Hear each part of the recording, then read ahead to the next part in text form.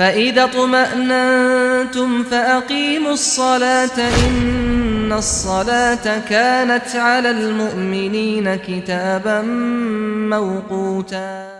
السلام علیکم ورحمۃ اللہ وبرکاتہ۔ الحمدللہ رب العالمین والصلاة والسلام علی اشرف الانبیاء والمرسلین نبینا محمد وعلی آلہ واصحابہ اجمعین وبعد۔ نماز باجماعت کے فوائد کے سلسلے میں اس سے پہلے کئی حلقوں میں گفتگو کی جا چکی ہے۔ اللہ کی توفیق سے وہ باتیں آپ حضرات تک پہنچ چکی ہیں۔ اللہ عز و جل ہم سب کو ان فوائد کو سمجھنے کی توفیق عطا فرمائے اور اس کے مطابق عمل کی توفیق بخشے۔ اس حلقے میں آج اور اس کے بعد کے حلقوں میں ہم اللہ کی توفیق سے نماز باجماعت کے فضائل کے حوالے سے کچھ باتیں کرنا چاہتے ہیں، آپ کے سامنے رکھنا چاہتے ہیں۔ نماز باجماعت کے فضائل بھی بہت زیادہ ہیں اور متعدد ہیں، جو اللہ کے نبی علیہ السلام کی احادیث میں بالتفصیل موجود ہیں۔ اللہ کے نبی علیہ السلام کی احادیث میں نماز باجماعت کے جو فضائل بیان کیے گئے ہیں، جو مستند ہیں، جو صحیح احادیث پر مبنی ہیں، نبی کریم صلی اللہ علیہ وسلم کے صحابہ اور سلف امت کے آثار پر مشتمل ہیں اور صحیح سندوں کے ساتھ موجود ہیں۔ نماز باجماعت کی ترغیب کے لیے، اس حوالے سے شوق دلانے کے لیے ہمارے لیے کافی ہے۔ نماز باجماعت کی فضیلت کو جاننے کے لیے، فضیلت کو بیان کرنے کے لیے جو لوگ سستی اور کوتاہی کا رویہ رکھتے ہیں، ان کو رغبت دلانے کے لیے کہ باجماعت نماز پڑھیں، ان احادیث کے علاوہ، ان آثار کے علاوہ، آیات قرآنیہ کے علاوہ ہمیں کسی مزید بے سر پیر کی فضیلت بیان کرنے کی کوئی ضرورت نہیں ہے۔ یہ اس داعی کی زبان سے نکلی ہوئی فضیلتیں ہیں جنہیں اللہ عز و جل نے داعی بنایا ہے۔ وَدَاعِيًا إِلَى اللَّهِ بِإِذْنِهِ وَسِرَاجًا مُنِيرًا۔ اللہ کے نبی محمد الرسول اللہ صلی اللہ علیہ وسلم جو امام الدعات رہے ہیں، ساری انسانیت کے سب سے بڑے داعی ہیں، جن کو اللہ نے داعی بنایا، انہوں نے اپنی امت کو نماز باجماعت کی ترغیب کے لیے جو باتیں ارشاد فرمائی ہیں وہ یہاں موجود ہیں۔ اور ان فضائل کے بیان کرنے کے بعد جو رغبت پیدا ہوئی نماز باجماعت کی امت کے اسلاف کے دلوں میں، ان کے ذہنوں میں، اس کا اندازہ آپ نہیں لگا سکتے کہ کس قدر یہ باتیں مؤثر ہیں۔ اس سے زیادہ کوئی مؤثر بات ہم نماز باجماعت کے فضائل کے حوالے سے کسی بھی طرح سے کس قدر بھی ہم بنا لے جائیں، وضع کر لے جائیں، گھڑ لے جائیں، بے سر پر کی باتیں اکٹھا کر لیں، ہرگز اتنی مؤثر ہم نہیں پیش کر سکتے، قطع نظر اس کے کہ وہ کس قدر گناہ کا کام ہے کہ فضائل کے حوالے سے بھی بے سر پیر کی باتیں بیان کی جائیں۔ جس طرح سے احکام اور مسائل عین اسلام ہیں، سراپا دین کا حصہ ہیں، ایسے فضائل بھی سراپا دین کا حصہ ہیں۔ ایسا کوئی اختیار امت کے کسی بڑے چھوٹے کو اللہ کی طرف سے یا نبی کریم صلی اللہ علیہ وسلم کی طرف سے نہیں دیا گیا کہ وہ ترغیب دلانے کے لیے، شوق دلانے کے لیے اپنی طرف سے کوئی بہت بڑی فضیلت بیان کر دے تاکہ لوگ مسجد میں حاضر ہو جائیں یا فلاں کام کرنے پر آمادہ ہو جائیں۔ نہیں، ایسا کوئی اختیار نہیں ہے۔ اذا قضى اللہ ورسولہ امرا ان یکون لہم الخیرۃ من امرہم۔ اللہ اس کے رسول کے بتائے کے بعد، فیصلے کے بعد کسی کو اپنی بات کہنے کا اختیار رہتا ہی نہیں۔ تو دین ہے، یہ بھی دین ہے۔ جیسے نماز باجماعت کے احکام اور مسائل دین ہیں، نماز کے احکام دین ہیں، ایسے ہی اس کے فضائل اور نماز باجماعت پڑھنے کے فضائل بھی سراپا دین ہیں۔ اس لیے ترغیب کے لیے، شوق دلانے کے لیے نہ تو یہ چیز حلال اور جائز ہے کہ اپنی طرف سے ہم کوئی بات وضع کریں، بنا لیں، گھڑ لیں، بے سر پیر کی لے آئیں، جھوٹ سچ کی تفریق کے بغیر، نہ تو اس کی گنجائش، اور نہ ہی ہم، یہ بھی سوچنے کی بات ہے کہ نہ ہم کسی بھی شخص کو نماز باجماعت کی ترغیب کے لیے ان احادیث سے زیادہ مؤثر کوئی بات پیش کر سکتے ہیں، کیونکہ یہ نبی رحمت صلی اللہ علیہ وسلم کی زبان سے نکلی ہوئی باتیں ہیں۔ تو یہ بات بہت اصولی طور پر سمجھ لینا چاہیے کہ فضائل بھی دین ہے، اس لیے جیسے مسائل اور احکام میں بے سر پیر کی باتیں، موضوع باتیں، جھوٹی باتیں یا ایسے ہی گھڑی ہوئی باتیں، ادھر ادھر کی قصے، کہانیاں، کرامات وغیرہ جیسے احکام اور مسائل میں اس کی گنجائش سرے سے نہیں ہے، اسی طریقے سے صحیح موقف کے مطابق کسی بھی نیکی، کسی بھی عمل کی فضیلت میں اس کی ترغیب کے لیے بھی کوئی بات ادھر ادھر کی بنا لینا، گھڑ لینا، وضع کر لینا، خواہ وہ حدیث ہو، اللہ کے نبی کی طرف منسوب کی جائے تو بھی بہت بڑا گناہ ہے، اور ایسے بھی کسی اور کی بھی کہانی، کسی کا قصہ پیش کر کے جس کی کوئی سند نہ ہو، جس کا کچھ صحیح پتہ نہ ہو، ہمارے لیے ہرگز روا اور جائز نہیں ہے۔ آئیے ہم اس حلقے میں اور اس کے بعد کے حلقات میں یہ دیکھیں کہ اللہ کے نبی علیہ الصلوۃ والسلام کی صحیح اور مستند احادیث کے اندر نماز باجماعت کے فضائل کے حوالے سے کیا باتیں بتلائی گئی ہیں۔ نمبر 1، پہلی بات یہ ہے، یعنی نمبر 1 فضیلت یہ ہے کہ نماز باجماعت یعنی باجماعت نماز پڑھنا تنہا نماز پڑھنے سے، الگ الگ نماز پڑھنے سے 27 گنا افضل ہے،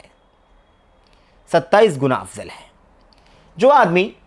جماعت کے ساتھ نماز پڑھے گا اسے اس آدمی کی بنسبت جس نے تنہا نماز پڑھ لیا ہے، الگ الگ نماز پڑھ لیا ہے، 25 گنا زیادہ اجر و ثواب ملے گا۔ تنہا نماز پڑھنے کے اجر و ثواب کے بالمقابل 27 گنا زیادہ اجر و ثواب ملے گا۔ نبی کریم صلی اللہ علیہ وسلم کی سلسلے میں روایتیں موجود ہیں۔ حضرت عبداللہ ابن عمر رضی اللہ تعالی عنہما بیان فرماتے ہیں کہ رسول کریم صلی اللہ علیہ وسلم نے فرمایا صلاۃ الجماعت تفضل صلاۃ الفرد ب27 درجہ۔ اللہ کے نبی علیہ الصلوۃ والسلام نے فرمایا جماعت کے ساتھ نماز پڑھنا، فرد یعنی تنہا اور اکیلا نماز پڑھنے والا جو نماز پڑھتا ہے اس پر 27 گنا زیادہ فضیلت اور اجر و ثواب حاصل ہوتا ہے۔ تو جماعت کے ساتھ نماز پڑھنا یہ تنہا نماز پڑھنے سے 27 گنا زیادہ افضل ہے، فضیلت رکھتی ہے۔ ایسے ہی صحیح مسلم کی روایت کے اندر آیا ہوا ہے کہ اللہ کے نبی علیہ السلام نے فرمایا صلاۃ الجماعت افضل من صلاۃ الفرد ب27 درجہ، جماعت کی نماز تنہا نماز پڑھنے کی بنسبت 27 گنا افضل ہے۔ ایک روایت کے اندر مزید الفاظ مختلف ہیں جس میں صاف صاف یہ کہا گیا صلاۃ الرجل فی جماعت تزید علی صلاته وحدہ 27، معنی وہی ہے 27 گنا افضل ہے۔ ابو سعید خدری رضی اللہ تعالیٰ عنہ کی روایت کے اندر جو الفاظ ہیں وہ یہ ہیں کہ اللہ کے نبی علیہ الصلوۃ والسلام نے فرمایا الجماعت تفضل صلاۃ الفرد ب25 درجہ، کہ اللہ کے نبی علیہ الصلوۃ والسلام نے فرمایا کہ تنہا نماز پڑھنے والے کے بنسبت جماعت کے ساتھ نماز پڑھنے والے کو 25 گنا زیادہ ثواب ملتا ہے۔ 25 گنا، آپ دیکھ رہے ہیں کہ روایتیں دو طرح کی ہیں، 27 گنا زیادہ ثواب اور 25 گنا زیادہ ثواب، یہ دو طرح کی روایتیں، اور روایتیں سب صحیح بخاری مسلم وغیرہ کی ہیں اور دیگر روایتوں کے اندر کتابوں کے اندر بھی موجود ہیں۔ بہرحال ایسے ہی اللہ کے نبی علیہ الصلوۃ والسلام کی ایک حدیث اور ہے، اس میں اللہ کے نبی علیہ الصلوۃ والسلام نے فرمایا تفضل صلاۃ فی الجمیع علی صلاۃ الرجل وحدہ 25 درجہ، 25 گنا زیادہ افضل ہے۔ ایسے اللہ کے نبی نے فرمایا وتجتمع ملائکۃ اللیل وملائکۃ النہار فی صلاۃ الفجر، دن کے فرشتے اور رات کے فرشتے فجر کی نماز میں اکٹھا ہوتے ہیں۔ حضرت ابو ہریرہ رضی اللہ تعالیٰ عنہ کہتے ہیں اگر تم چاہو تو اللہ کے کلام کی آیت کریمہ پڑھ لو۔ اللہ فرماتا ہے وقرآن الفجر ان قرآن الفجر کان مشہودا، یعنی نماز فجر کی ادائیگی اور نماز فجر کی اور کیا کہا، فجر کی نماز میں فرشتے حاضر ہوتے ہیں۔ تو اللہ تبارک و تعالیٰ کے کلام میں یہ بات کہی گئی ہے۔ اللہ کے نبی علیہ الصلوۃ والسلام نے ایک اور روایت کے اندر ارشاد فرمایا جس کے اندر یہ ہے ب25 جزءا، 25 پارٹ افضل ہے۔ جز اور درجے کا معنی حدیث میں جو آیا ہوا ہے، جز اور حدیث دونوں کا معنی یکساں ہے، ان دونوں میں کوئی فرق نہیں ہے۔ اب یہاں بات یہ سمجھنے کی یہ ہے کہ 25 اور 27 کا جو فرق ہے، 2 گنے کا، 2 درجے کا، یہ کیا ہے؟ اس کا بہت ہی زیادہ شارٹ میں جو خلاصہ آپ کے سامنے رکھا جا سکتا ہے وہ یہ ہے، پہلی بات تو یہ ہے کہ 25 اور 27 کو اس طرح سے اگر آپ سمجھ لیں تو اس میں آپ کو کوئی اشکال، کوئی دشواری نہیں محسوس ہوگی۔ وہ کیا ہے؟ وہ یہ ہے کہ گناہ جو ہے وہ 25 ہے، ثواب کا جو گناہ ہے تنہا نماز پڑھنے کے بالمقابل جماعت کے ساتھ نماز پڑھنے کا، وہ 25 گناہ ہے۔ اب یہ 25 ہے، لیکن جو 27 کہا گیا ہے اس میں ان دونوں نمازوں کو بھی جوڑ لیا گیا ہے، اکیلے پڑھنے والی نماز کو اور جماعت کے ساتھ نماز پڑھنے والی نماز کو بھی، یعنی منفرد کی نماز کو بھی اور ایسے ہی اس جماعت کی نماز کو بھی اکٹھا کر کے 27 کہہ دیا گیا ہے۔ تو یہ دونوں طبقے بھی شامل کر دیے گئے ہیں اس کے اندر، یہ اکیلا پڑھنے والا، یہ جماعت کے ساتھ پڑھنے والا، اور پھر اس کے بعد 25 درجے بھی بیچ میں شامل کر لیے گئے ہیں۔ تو پڑھنے والوں کو شامل کر کے 27 ہے، ورنہ درجے کے حساب سے 25 ہے۔ 25 گنا ثواب زیادہ ملتا ہے، اور جب یہاں دونوں کو اکٹھا کر لیا گیا، یہ تنہا پڑھنے والا تھا، یہ 27 گنا یہ جماعت کے ساتھ پڑھنے والا تھا، ان دونوں کو بھی اکٹھا کر لیا گیا، یعنی پڑھنے والوں کو شامل کر لیا گیا،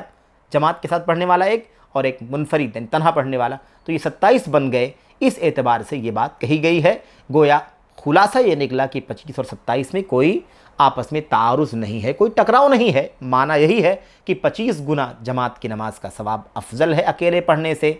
یہی حدیث میں ثابت ہے۔ جو 27 کی بات کہی گئی ہے اس میں یہ تنہا پڑھنے والا بھی اور ایسی جماعت کے ساتھ پڑھنے والا اس کو بھی شامل کر لیا گیا ہے، اس لیے 27 کہہ دیا گیا، یہ ہے۔ اس کے علاوہ امام نووی رحمۃ اللہ علیہ نے اپنی شرح کے اندر یہ بات کہی ہے کہ ان دونوں حدیثوں میں 25 اور 27 کا جو فرق ہے، دو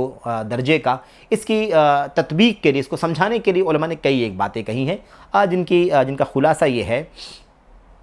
کہ 25 اور 27 کی جو بات آئی ہے، یہ اس لیے آئی ہے، نمبر ایک اس لیے آئی ہے کہ اللہ تبارک و تعالیٰ نے پہلے اپنے نبی صلی اللہ علیہ وسلم کو 25 گنا ثواب زیادہ ملے گا یہ بتایا، اور اس کے بعد اللہ نے 2 گنا مزید بڑھا دیا، 27 گنا ثواب ملے گا یہ بتایا۔ تو اللہ کے نبی نے پہلے جو 25 کہا وہ پہلے کی بات ہے، جو آپ نے 27 کہا وہ بعد کی بات ہے، یہ بھی علماء نے بات کہی ہے۔ پھر علماء نے یہ کہا کہ 25 اور 27 کی جو بات کہی گئی اس کی وجہ یہ ہے کہ 25 گنا ثواب جماعت کا ملتا ہے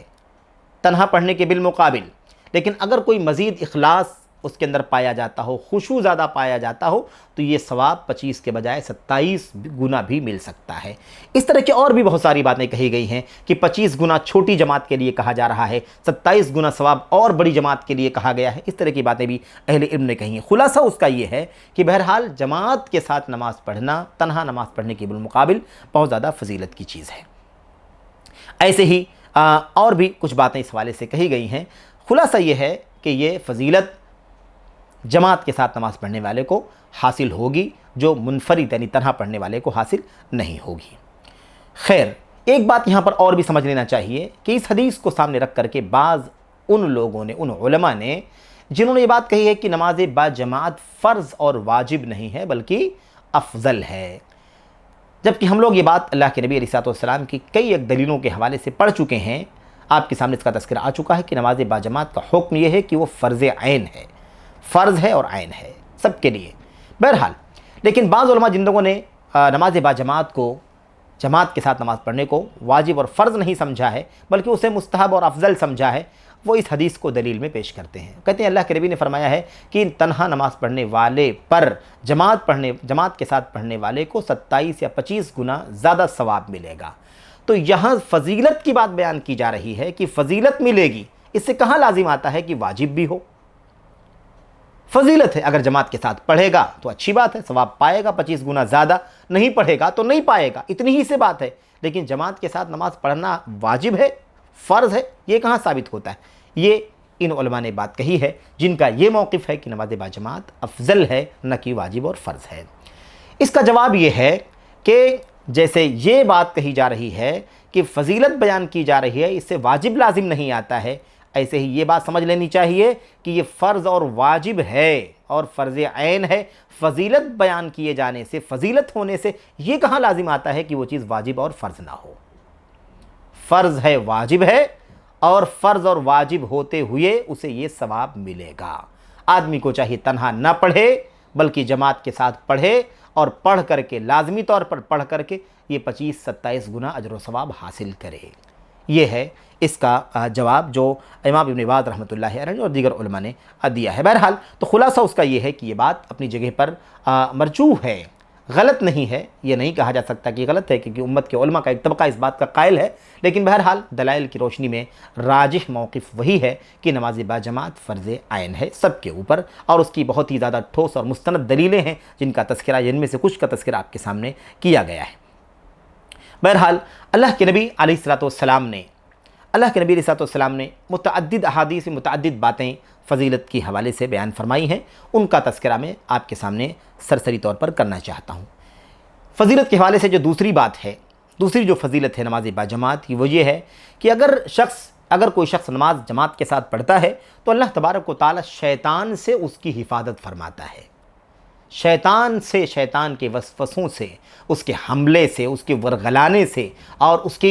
کی مار سے محفوظ ہو جاتا ہے جو شخص جماعت کے ساتھ نماز پڑھتا ہے۔ اس سلسلے میں نبی کریم صلی اللہ علیہ وسلم کی وہ حدیث ہمارے سامنے ہے جو حضرت معاذ بن جبل رضی اللہ تعالیٰ عنہ نے روایت کی ہے کہ اللہ کے نبی علیہ السلام نے فرمایا ان الشیطان ذئب للانسان كذئب الغنم یأخذ الشاة القاصیہ والناحیہ وإیاکم والشعب، کیا کہا؟ وإیاکم والشعاب وعلیکم بالجماعہ والعامہ، کہتے ہیں اللہ کے نبی علیہ السلام نے فرمایا اچھی طرح سے اس بات کو سمجھ لو، تاکید ان الشیطان، یقیناً شیطان تمہارا بھیڑیا ہے، جیسے بکریوں کا بھیڑیا ہوتا ہے، بکریوں کو جھپٹ کر کے مار ڈالتا ہے، کھا جاتا ہے، ایسے ہی شیطان تمہارا بھیڑیا ہے، تمہیں کھا جائے گا، تمہیں اچک لے گا۔ اللہ کے نبی نے فرمایا جیسے بھیڑیا ریوڑ سے دور بکری کو، الگ تھلگ رہنے والی بکری کو اچک لے جاتا ہے،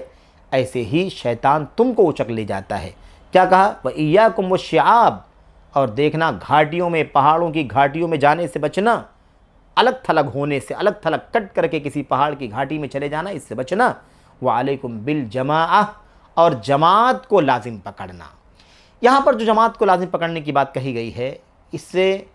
عمومی طور پر مسلمانوں کی جماعت، جو ایک کتاب، ایک نبی کی سنت پر، ایک قبلہ، ایک کعبہ، امت کے سلف کے نہج پر چلنے والی جماعت ہے، ایک امام کی قیادت میں چلتی ہے جو کتاب و سنت اور منہج سلف کا حامل ہے، اس کو جماعت کہا جاتا ہے۔ اس جماعت کو یہاں پر مراد لیا گیا ہے، ضروری نہیں ہے کہ وہ جماعت کہیں باضابطہ موجود ہو، یہ منہج کتاب و سنت کا، سلف صالحین کے منہج کا، جہاں بھی دنیا کے گوشے گوشے میں موجود ہے وہ جماعت ہے۔ اللہ کے نبی نے فرمایا وعلیکم بالجماعت، جماعت کو لازم پکڑو، تو یہ جماعت ہے عمومی طور پر مسلمانوں کی جماعت جو کتاب و سنت اور منہج سلف پر چلنے والی ہے، اسی کا ایک حصہ یہ نماز باجماعت ہے، اسی کا ایک فرع، اسی کی ایک شاخ یا اسی کا ایک جز جو ہے ایک چھوٹے پیمانے پر یہ ہے جو ہم باجماعت نمازیں پڑھتے ہیں یا جہاں بھی اجتماعیت کے ساتھ اکٹھا ہوتے ہیں، یہ اسی کا ایک حصہ ہے۔ تو اللہ کے نبی علیہ السلام نے فرمایا، اس سے آپ دیکھیے کہ اللہ کے نبی نے کیا فرمایا کہ تم جماعت کو لازم پکڑو، جماعت کو لازم پکڑو۔ اس میں جماعت عامہ بھی ہے اور جماعت خاصہ بھی ہے، جیسے نماز باجماعت لازم پکڑو۔ اس کی شرح میں علماء نے بات کہی ہے، میں اپنی طرف سے یہ بات آپ کے سامنے نہیں عرض کر رہا ہوں، بلکہ یہ باتیں امت کے علماء نے کہی ہیں کہ اس جماعت کے عموم کے اندر جو عام جماعت ہے، مسلمانوں کی جماعت، جماعت المسلمین، مسلمانوں کی وہ جماعت جو کتاب اللہ، نبی کی سنت اور امت کے سلف کے منہج پر چلنے والی ہے، وہ جماعت، اس کو جماعت کہا جاتا ہے۔ بھیڑ کا نام جماعت نہیں ہے، جتھا کا نام جماعت نہیں ہے، اور بہت بڑی تعداد اکٹھا ہو جانے کا نام، ازدحام کا نام جماعت نہیں ہے، بلکہ جماعت نام ہے کتاب اللہ، نبی کی سنت، سلف کے طور طریقے کو اپنانے والوں کا، یہ ہے جماعت۔ تو آپ نے فرمایا کہ اسے لازم پکڑو، اسی کا حصہ ہے اجتماعیت کے ساتھ، جماعت کے ساتھ نماز پڑھنا۔ تو آپ دیکھ رہے ہیں کہ اگر انسان باجماعت نماز پڑھے گا تو شیطانی بھیڑیے سے بچے گا، شیطانی بھیڑیے کا حملہ نہیں ہو سکے گا اس کے اوپر، وہ اس سے محفوظ رہے گا، کیونکہ وہ جماعت کے ساتھ ہے، جماعت کے ساتھ، مسلمانوں کی جماعت کے ساتھ بھی ہے، مسلمانوں کے امام کے ساتھ بھی ہے، اجتماعیت کے ساتھ عمل کر رہا ہے، اور اس کے علاوہ 5 وقتہ نمازوں میں بھی جماعت کا بڑا پابند ہے۔ بہرحال ایسے ہی اللہ کے نبی علیہ السلام نے ارشاد فرمایا تھا ما من ثلاثة في قرية ولا بدو لا تقام فيهم الصلاة الا قد استحوذ عليهم الشيطان فعليكم بالجماعة۔ اللہ کے نبی نے فرمایا جہاں بھی کسی بستی یا صحرا کے اندر 3 لوگ موجود ہوں اور وہاں نماز نہ قائم کی جاتی ہو تو سمجھ لو کہ ان کے اوپر شیطان حاوی ہو چکا ہے، شیطان غالب ہو چکا ہے، اس لیے تمہیں جماعت کو لازم پکڑنا چاہیے، کیونکہ بھیڑیا بکریوں کو ریوڑ سے اسی بکری کو اچک کر کے لے جاتا ہے جو ریوڑ سے دور الگ تھلگ ہو جاتی ہے، کسی چوٹی میں کسی گھاٹی میں چلی جاتی ہے، وہ شیطان کا لقمہ بن جاتی، وہ بھیڑیے کا لقمہ بن جاتی ہے۔ ایسے ہی جماعت کے ساتھ نماز نہ پڑھنے والے بھی بھیڑیے کا لقمہ بن جائیں گے جو شیطانی بھیڑیا ہے۔ بہرحال میرے بھائیو، جماعت کے ساتھ نماز پڑھنے کے فضائل کے حوالے سے اور بھی بہت ساری باتیں ہیں، یہ 2 فضائل آپ کے سامنے ذکر کیے گئے۔ اللہ سے دعا کرتے ہیں کہ اللہ تبارک و تعالی ہمیں اور آپ کو ان فضائل کو اچھی طرح سے سمجھنے کی توفیق عطا فرمائے، اور ان کو سمجھ لینے کے بعد کسی اور فضیلت کی ضرورت نہیں ہونی چاہیے، امت کے کسی فرد کو، کسی امتی کو مزید جس کے ذریعے سے وہ نماز با جماعت کی فضیلت سمجھنے کی کوشش کرے یا اسے سمجھانے کی کوشش کی جائے۔ اللہ سے دعا ہے کہ اللہ عز و جل ہمیں اسے سمجھنے کی، اس کے مطابق عمل کرنے کی توفیق عطا فرمائے۔ آمین یا رب العالمین۔ السلام علیکم ورحمۃ اللہ۔